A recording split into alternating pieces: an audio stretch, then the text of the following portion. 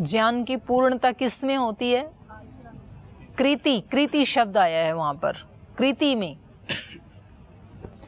जब हम करते हैं तब हमारा ज्ञान पूरा होता है। ज्ञान तो है कि व्यायाम प्राणायाम करना चाहिए, और करते हैं नहीं तो फिर पूरा लाभ होगा क्या?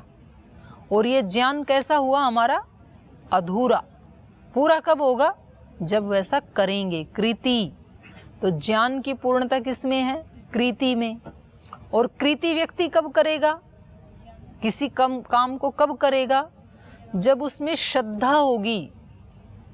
आएगा ये प्रसंग वहां पे, श्रद्धा उसका कारण है, कृति का कारण है श्रद्धा। और श्रद्धा कब उत्पन्न होती है? जब निष्ठा होती है। तो महाराज जी बोलते हैं ना कि भाई आपका काम 19-20 चलेगा, 1% कम हो तो चलेगा, लेकिन निष्ठा कितनी चाहिए? 100%। 99% निष्ठा नहीं चलेगी, निष्ठा 100%। तो श्रद्धा का भी मूल कारण क्या है? निष्ठा। जिसके अंदर हमारी निष्ठा होगी उसके प्रति ही श्रद्धा होगी। निष्ठा नहीं है तो श्रद्धा उत्पन्न हो नहीं सकती है।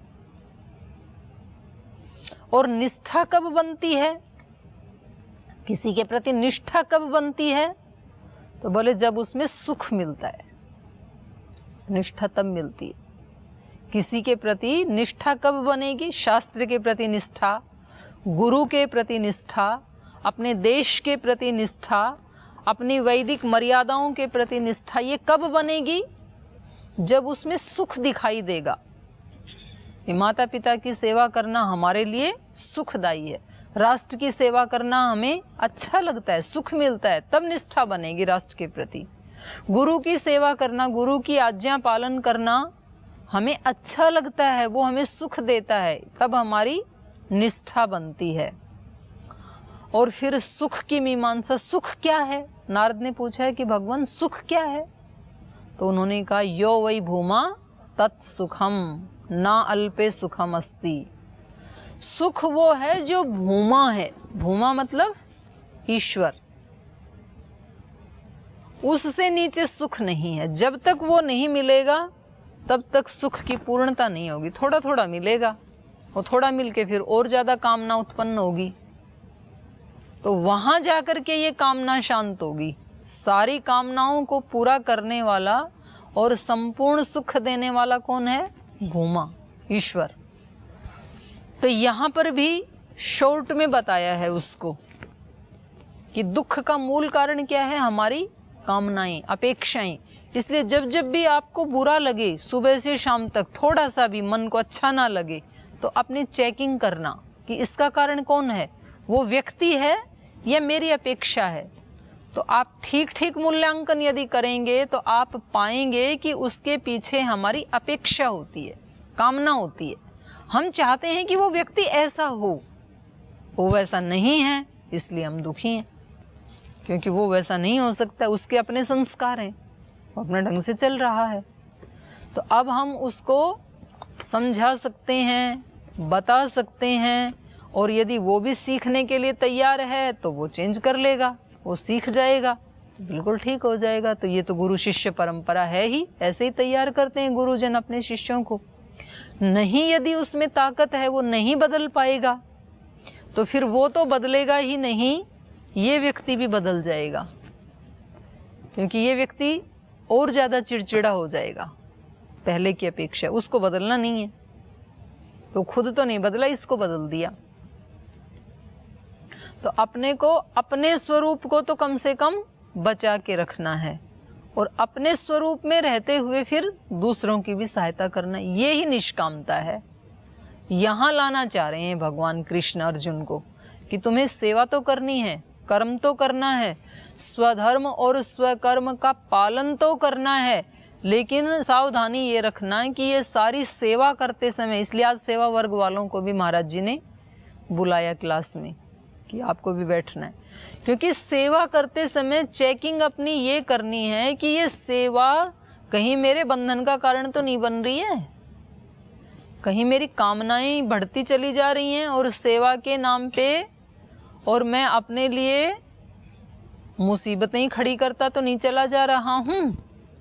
या फिर ये सेवा ही प्रतिदिन सुबह से शाम तक मेरे लिए एक मुक्त करने का साधन बन रही है, प्रतिदिन मेरी प्रसन्नता में वृद्धि कर रही है, प्रतिदिन मेरे ज्ञान को बढ़ा रही है, मेरी पवित्रता को बढ़ा रही है, मेरे चित्त को शुद्ध कर रही है ये सेवा, तो दोनों हो सकती है ना।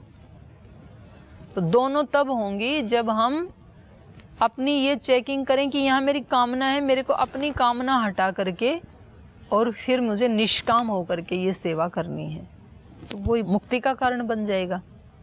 और अपनी कामना, अपना आग्रह रख करके यदि करते हैं, तो मैंने तो बहुत देखे हैं संगठन में ऐसे हमारे भाई बहन हैं जो बहुत पुरुषार्थ करते हैं सुबह से शाम तक। अब उनको हम ये भी नहीं कह सकते कि आप काम मतलब आप अच्छा काम नहीं करते हैं, क्योंकि वो काम करते ही हैं, अपना खर्चा लगाते हैं, अपना समय भी देते हैं, अपनी शक्ति भी, लेकिन आग्रह बना लेते हैं, उस व्यक्ति को रखना है, उस व्यक्ति को नहीं रखना है। वो व्यक्ति कहना नहीं मानते हैं, वो व्यक्ति कहना मानते हैं, तो कभी ग्रुप बना लेते हैं, कभी थोड़े नाराज रहते हैं, कभी शिकायत करते हैं दूसरे की। तो सेवा तो बहुत कर रहे हैं, लेकिन जब वो सेवा नहीं करते थे, एक सामान्य कार्यकर्ता के रूप में थे, तब वो बड़े प्रसन्न रहते थे, तभी तो उनको दायित्व दिया था। और जब से दायित्व दिया तब से बहुत दुखी रहने लग गई। और फिर कभी तो 1-2 वर्ष के बाद ये कहते हैं बोल जी अब नहीं हो पाएगा, फिर वो छोड़ भी देते हैं। फिर छोड़ के 2-3 साल घर में रहते हैं, तो क्योंकि अब काम के संस्कार बन गए, फिर आके कहते हैं बोल जी हम तो कार्यकर्ता के रूप में सेवा कर लेंगे, लेकिन हमें वापस सेवा में ले लो। तो फिर दोबारा उनको चांस दिया जाता है सेवा करने का। तो ये स्थिति कब होती है? जब हम कामना से युक्त होकर के कर्म करते हैं, तो फिर वो हमें और भी ज़्यादा नीचे ले आते हैं, जहाँ से हमने अपनी यात्रा शुरू की थी उससे भी नीचे आ जाते हैं। जी, अपेक्षा कैसे ना हो एक गुरु को अपने माता को अपने बच्चों से और जनता को, देश की सरकार से, संगठन में ऊपर पदाधिकारी से, हर किसी को तो अपेक्षा रहती है। अगर अपेक्षा रखेगा तो दुखी भी होगा, और एक बोध भी होता है ना, आप भी तो हमसे अपेक्षा रखती हैं ना। अपेक्षा रखूंगी तो दुखी होंगी, तो रूल है सबके लिए, इसमें कोई व्यक्ति विशेष की बात नहीं है। यदि मैं अपेक्षा रखती हूँ तो मैं दुखी होंगी, आप यदि अपेक्षा रखते हैं आप भी दुखी होंगे, कोई भी थर्ड पर्सन रखेगा वो भी दुखी होगा। तो अपेक्षा हमें अपने कर्तव्य का बोध भी कराता है कभी कभी। नहीं, अपेक्षा तो कर्तव्य से नीचे लाती है।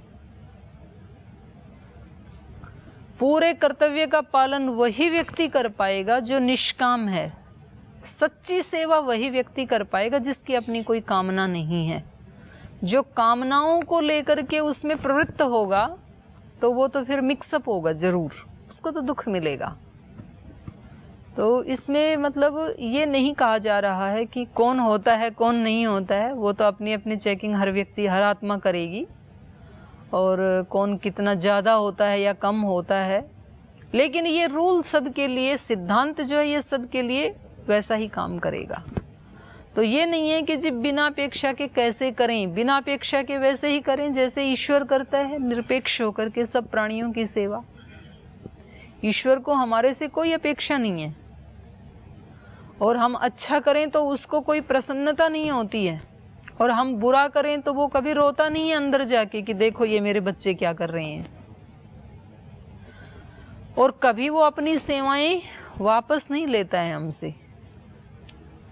निरपेक्ष भाव से, एक कल्याण के भाव से सारी सेवाएं दे रहा है हमें। दीदी जी, आप स्वामी जी हमसे अपेक्षा रखते हैं करके हमें थोड़ा और मतलब बोध होता है कि दीदी हमें याद करने के लिए, पढ़ने के लिए बोलती तो हम और अच्छे से नहीं होती है वो। अपेक्षा और कर्तव्य, इन दोनों में बहुत अंतर है। सब अपने अपने कर्तव्यों का पालन करें। आचार्य लोग अपने कर्तव्य का पालन करें, आचार्यों का, गुरुजनों का ये कर्तव्य है कि उनके पास जो भी पढ़ने के लिए आए हैं या उनके पास जो सेवा करने के लिए आए हैं, तो उनके और अपने कल्याण को ध्यान में रखते हुए वो कर्म का ऐसा डिजाइन बनाएं सुबह से शाम तक कि वो गुरुजन, वो आचार्यजन अपने जीवन का भी उत्थान करें, उसका अनुष्ठान करते हुए, और जो उनके पास कुछ नया सीखने के लिए आए हैं उनको भी वो सहायता करें। तो वो पीछे आया था ना श्लोक, वैसा करते हुए,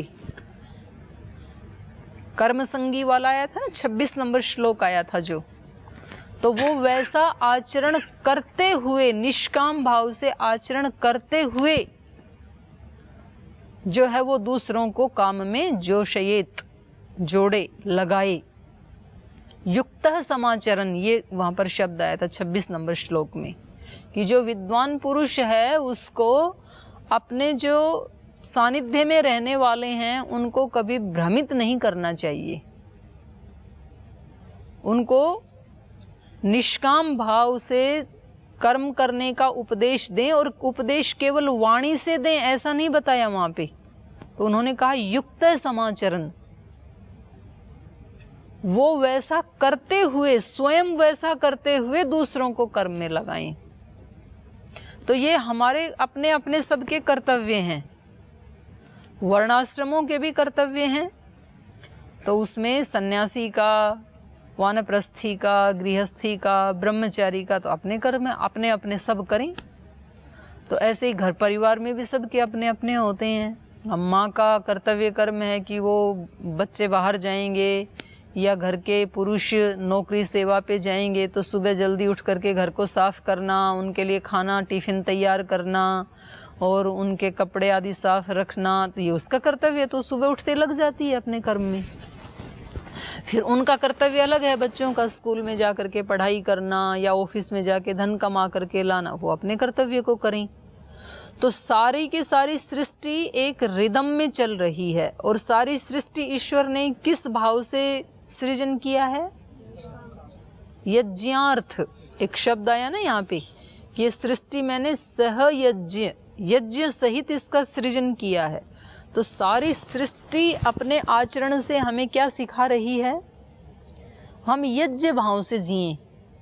सारी सृष्टि में यज्ञ हो रहा है ना, यज्ञ का मतलब निष्काम भाव से दूसरे के लिए अपनी शक्तियों का खर्च करना, अपने लिए नहीं।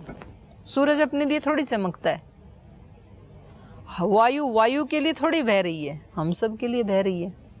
तो ये सारी सृष्टि किसके लिए काम कर रही है? हमारे लिए। तो हमारा जीवन किसके लिए हो? सृष्टि के लिए।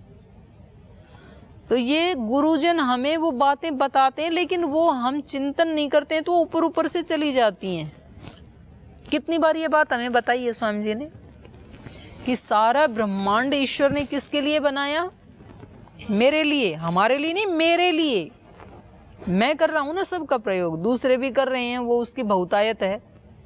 अब उसमें तेज इतना है सूर्य में कि मैं पूरा भरपूर ले लेती हूँ तो भी बहुत बचा है, तो दूसरे भी ले सकते हैं। लेकिन मेरे लिए भी तो बना है ना सूर्य, वायु मेरे लिए भी बना है। तो सारी सृष्टि ईश्वर ने किसके लिए बनाई? मेरे लिए। तो मेरा जीवन किसके लिए है? सारी सृष्टि के लिए। ये ही यज्ञार्थ भावना है। तो इसमें कहाँ अपेक्षा है? सूर्य को कहाँ अपेक्षा है कि जिसको मैं ताप दे रहा हूँ वो भी मेरी तरह से ही जिए? वो अपने जीवन से सिखा रहा है। जो सीख लेता है वो उसकी तरह से ही तमस और भय से रहित हो जाता है। जो सूरज से ये सीख ले लेगा, तो सूरज दो काम करता है ना, अंधकार का नाश करता है, भय का नाश करता है, क्योंकि सारे भय अंधकार में ही उत्पन्न होते हैं। तो ये व्यक्ति जो सूरज से शिक्षा लेकर के अपना जीवन ऐसा बना लेगा निष्काम भाव से दूसरे की सेवा करने वाला, तो ये अपने अंदर के तमस को और भय को नष्ट कर देगा। नहीं सीखेगा तो वो फिर हमारी तरह से बार बार आता रहेगा यहाँ सीखने के लिए, और बार बार हमें चांस मिलता रहेगा पतंजलि योगपीठ में आने का। ये भी कृपा है भगवान की। बोले और एक बार ट्राई करो, इस जन्म में भी करो। फिर इस जन्म में सीख लिया तो छुट्टी हो जाएगी, फिर नहीं सीखा तो फिर दोबारा आ जाएंगे लौट करके। तो ऐसे चलता रहता है ये। तो यहाँ भगवान योगेश्वर कृष्ण ने अर्जुन को बताया, काम एष क्रोध एष रजोगुण समुद्भव।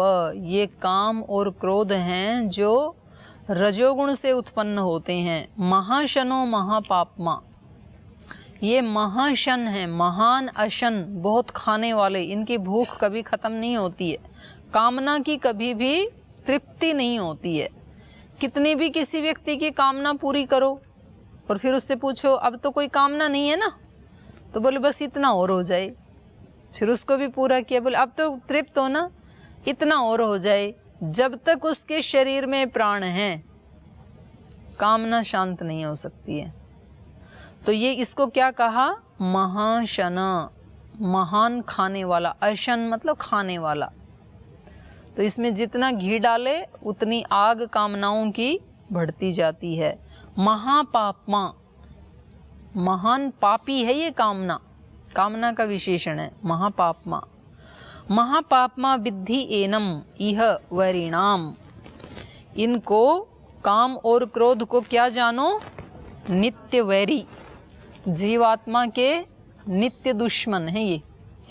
आत्मा का, जीवात्मा का सबसे बड़ा अपकार यदि कोई करता है तो कौन करता है, कामना, काम और क्रोध, ये सबसे बड़ा हमारा हरास। फिर कामना पूरी नहीं होती है तो जो बुरा लगता है वो ही क्रोध है। तो कभी थोड़ा थोड़ा बुरा नहीं लगता है, कभी तो ज़्यादा बुरा नहीं लगता है, तो इसलिए उसकी क्वालिटी भी फिर ज़्यादा कम होती रहती है क्रोध की। तो फिर आगे बता रहे हैं, श्लोक बोलिए। धूमेन आव्रियते वह्निः यथादर्शो मलेन च यथोल्वेनावृतो गर्भः तथा तेनेदमावृतम् आवृतं ज्ञानमेतेन ज्ञानिनो नित्यवैरिणा कामरूपेण कौन्तेय दुष्पूरेणानलेन च इन्द्रियाणि मनोबुद्धिः अस्याधिष्ठानमुच्यते एतैर्विमोहयति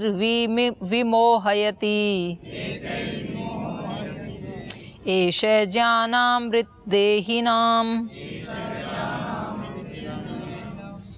एषः ज्ञानम आवृत्य देहिनम।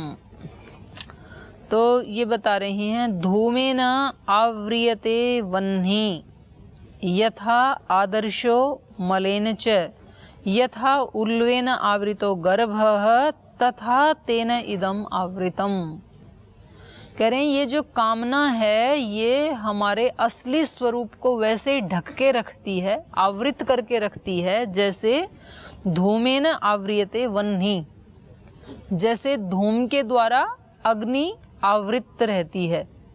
बहुत जोर से धुआं धुआं हो रहा है तो उसके पीछे अग्नि छिपी हुई है, इस धूम ने उस अग्नि को आवृत करके रखा है, ढका हुआ रखा है। तो धुएं से जैसे वह्नि आवृत रहती है। आदर्शो यथा मलेन च, और जैसे शीशे के ऊपर बहुत गर्दा जम जाए, धूल जम जाए, तो फिर उसमें चेहरा दिखाई नहीं देगा, तस्वीर दिखाई नहीं देगी उसमें। तो उस धूल ने क्या कर दिया, उसका जो एक चमकता हुआ स्वरूप था पारदर्शी, उसको उसने ढक दिया, असली स्वरूप को ढक दिया उसने। आदर्श कहते हैं शीशे को, दर्पण को। यथा आदर्शो मलेन, जैसे आदर्श मल से ढका है, धूल से ढका हुआ है। यथा उल्वेन आवृतो गर्भः, जैसे गर्भ जो है वो उल्व से, उल्व कहते हैं जेर को, एक झिल्ली होती है, बच्चा पैदा होता है ना, तो माँ के गर्भ में ईश्वर की ऐसी व्यवस्था है कि उस बच्चे के चारों तरफ एक कवच जैसे एक झिल्ली होती है वाइट, नहीं तो उसमें कुछ भी घुस जाएगा ना, तो उसमें घुसता नहीं है कुछ भी, केवल एक नाली से कनेक्शन होता है माँ की नाभि से, तो उससे उसके पोषण का उसको तत्व मिलते रहेंगे, उसको श्वास मिलता रहेगा माँ के श्वास से, माँ के खाने पीने से उसको खाना पीना मिलता रहेगा, लेकिन बाकी वो चारों तरफ से कवर होता है बच्चा। तो कहते हैं जैसे गर्भ उल्व के द्वारा आवृत होता है, झिल्ली से ढका रहता है। तथा वैसे ही तेन इदम आवृतम, तेन केन, कामेन, काम और क्रोध दो बताए थे ना, तो उस कामना के द्वारा ये इस आत्मा का स्वरूप भी ढका रहता है। जब तक कामनाएं हैं हमारी, तब तक हमारा असली स्वरूप हम नहीं जान सकते हैं।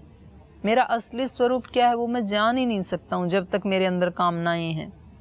कामनाएं हैं तब तक तो, जब तक मेरे को खाने की कामना है तब तक तो मैं भूखा, मेरा स्वरूप कैसा, भूखा।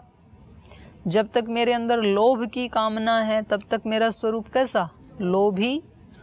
तो ये जैसे जैसे मेरी कामना होगी वैसा वैसा ही मेरा स्वरूप होता है। तो ये मेरा असली स्वरूप तो इन कामनाओं ने ढक रखा है। तो शीशे के ऊपर से क्या करना है, धूल को साफ करना है।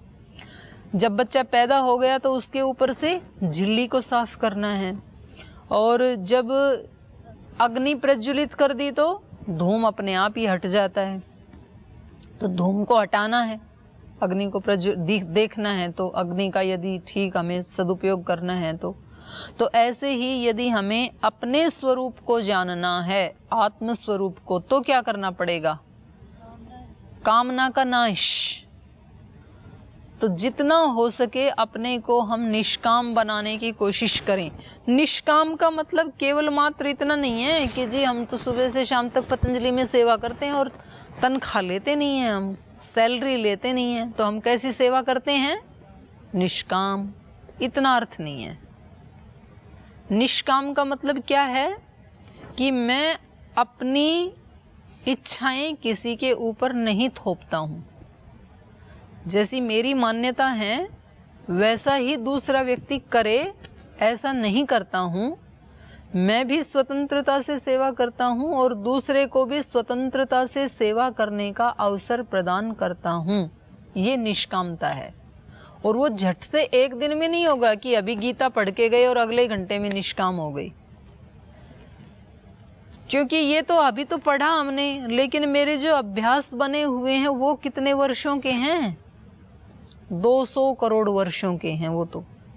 अब 200 करोड़ वर्षों के संस्कार 2 घंटे में तोड़ना ऐसे थोड़ी होता है। तो उसमें थोड़ा टाइम तो देना पड़ेगा, लेकिन थोड़ा टाइम देना पड़ेगा इसका मतलब लापरवाही भी नहीं है कि भाई बीच बीच में हो भी जाए तो, नहीं तो फिर वो तो ऐसे ही चलेगा जैसे अब तक चलता आया है। तो जो योगी होता है वो अपने प्रति बहुत स्ट्रिक्ट होता है, वो उदार नहीं होता। सामान्य व्यक्ति क्या होता है, दूसरे के प्रति अत्यंत स्ट्रिक्ट और अपने प्रति अत्यंत उदार। उसको लगता है कोई बात नहीं, अब हो गया तो हो गया, ऐसे सोचते हैं। और दूसरे के प्रति बोले हो कैसे गया, इसको तो जब तक दंड नहीं दे लूँ तब तक मैं नहीं मान सकता हूँ। और योगी का उल्टा होता है। तो आपने योग दर्शन में पढ़ा ना, अक्षी पात्र कल्पो ही योगी नः क्लिश्नाति। योगी कैसा होता है, आँख के स्वभाव जैसा होता है। आँख का स्वभाव कैसा है, आँख में छोटी सी भी चीज़ गिर जाती है ना तो उसको सहन नहीं होती है। जैसे वहाँ मकड़ी का जो जाले का धागा है उसका उदाहरण दिया है, उड़ना तंतु। अब शरीर के जैसे हाथ हैं, कंधे हैं, उस पे इतने बड़े बड़े वस्त्र पड़े हुए हैं, तो उसको कोई कष्ट नहीं है कंधे को।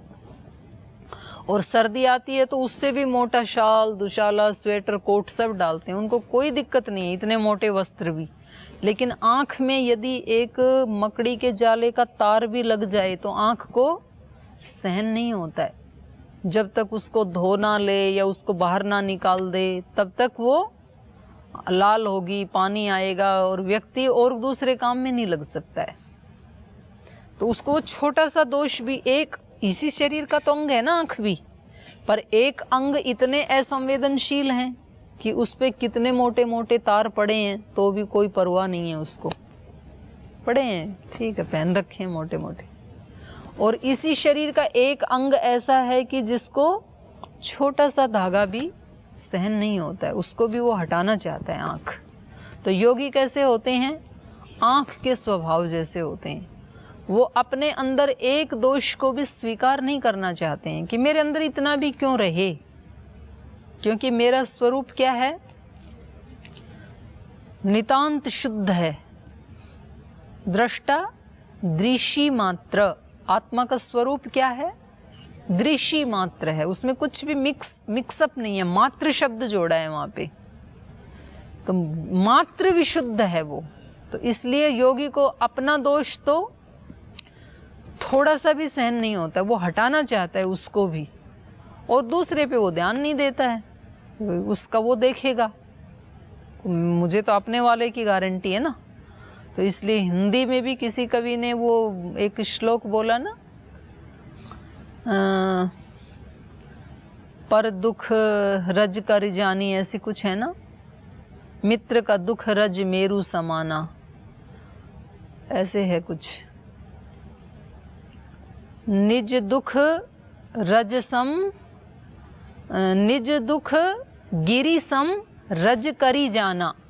अपना दुख जो गिरी सम है, गिरी मतलब पहाड़, पहाड़ जैसा है अपना दुख, उसको भी रज करी जाना, कण जैसे देखता है।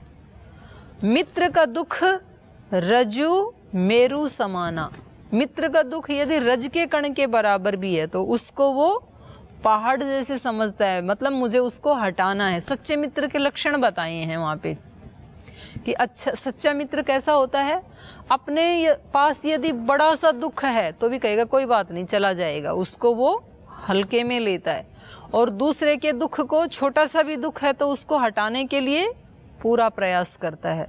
ऐसा ही योगी का स्वभाव होता है।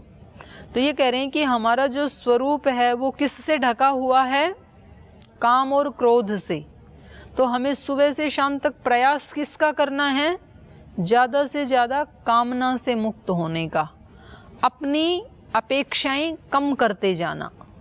जितनी जितनी औरों से अपेक्षाएं हैं ना हमारी, पढ़ाने वाला ऐसा हो, खाना बनाने वाला ऐसा हो, सफाई करने वाला ऐसा हो, मेरे रूम में रहने वाला रूममेट ऐसा हो, मेरे साथी ऐसे हों, तो ये सारी क्या हैं हमारी, ये सारी हमारी कामनाएं हैं। तो उनको थोड़ा थोड़ा कम करते जाना और उनसे लापरवाह नहीं होना, ये दूसरी बात। नहीं तो व्यक्ति बोले को कम करना, तो बोले अपने भले जो होता है होता रहे, अपने को तो देखना नहीं है। तो ये भी फिर अपने कर्तव्य से विमुख होना है, क्योंकि आपकी ही ड्यूटी थी उसको ठीक करना, आपने ठीक किया नहीं, तो आप तो अपने कर्तव्य से, अपने धर्म से ही नीचे गिर गई, तो फिर आपका तो चांस ही नहीं है उठने का। तो इसीलिए तो कठिन है पुरुषार्थ, इसीलिए तो करना पड़ता है। तो नहीं तो ऐसे रिदम में तो चल ही रही हैं चीज़ बिना सोचे समझे, तो वहाँ रुक करके उसको ठीक करना ये पुरुषार्थ है। और एक बार आदत पड़ जाती है तो फिर कठिन भी मालूम नहीं पड़ता है। एक बार तोड़ना पड़ता है ना अभ्यास। एक बार आपने अभ्यास तोड़ा 4 बजे उठने का, घर में रहते थे तो 7 बजे उठते थे, अब यहाँ जब आए तो 4 बजे उठना पड़ा, तो आपको महीना 20 दिन अभ्यास तोड़ने में दिक्कत आती है। फिर उसके बाद तो रूटीन बन जाती है, फिर तो स्वभाव बन जाता है, फिर तो व्यक्ति को बिना घंटी बजाए उसी समय आँख खुलने लगती हैं। 1 साल 6 महीने के बाद ना फिर वो चीज़ें स्वभाव में आ जाती हैं। शुरू में आते हैं तो यहाँ का खाना अच्छा नहीं लगता है, मिर्च मसाले नहीं है, और फिर थोड़े दिन के बाद वही स्वभाव में आ जाता है। फिर कभी मिर्च खानी पड़े तो दिक्कत होती है, व्यक्ति को खाया नहीं जाता है। तो ये बड़ी अच्छी बात है मन की कि ये जल्दी स्वभाव को चेंज कर लेता है। बस एक बार इसको ठीक ट्रैक पे चढ़ाने की आवश्यकता है, उसके बाद तो फिर ये ठीक ही चलता है। तो ये इन्होंने बताया कि हमारे को उस आवरण का, कामना और क्रोध के आवरण का नाश करना है। तो ये तो फिर कल ही करेंगे हम, आज इसका समय हो गया। आवृतम ज्ञानम एतेन ज्ञानिनो नित्य वैरिणा। ये कह रहे हैं एतेन, ये काम और क्रोध के द्वारा, और उसमें भी मूल क्या है, काम। तो इस काम के द्वारा ज्ञानिनः, जो ज्ञानी न नित्यम वैरिणा, जो ज्ञानी का नित्य वैरी है ये कामनाएं, तो ये हमारे शत्रु हैं कामनाएं, इस रूप में हम इसको जानें।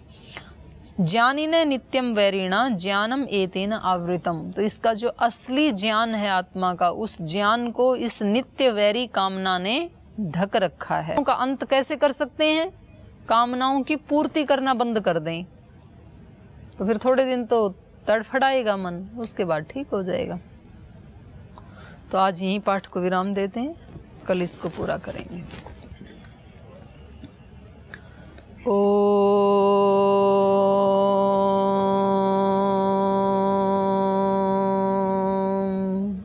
शांति शांति शांति। श्री गुरुभ्यो नमः।